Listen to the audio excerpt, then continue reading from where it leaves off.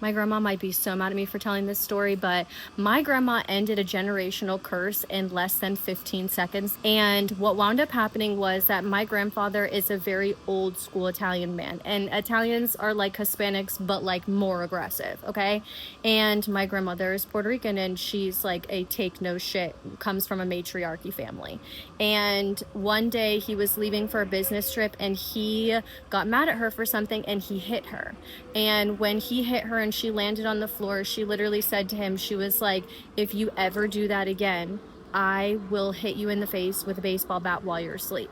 Now, is this the best way to have handled this situation? Maybe not. But what wound up happening was that he actually never hit her again, which in Italian households, that's very abnormal because domestic violence is something that is more common. And we never witnessed, me, my sister, or my mother never witnessed domestic violence as like a social norm within our house. So none of us moving from that point forward ever had a relationship that had domestic violence in it.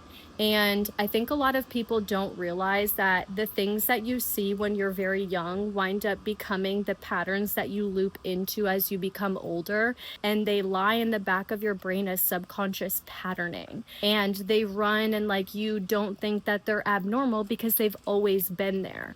And these are the patterns that make up the things that you want to change but feel like you can't. So if you need help with that, by the way, just comment masterclass below and I'll teach you exactly how to change that, because there's specifics to trauma that you need to know in order to heal it, and they're not complicated, they're just specific.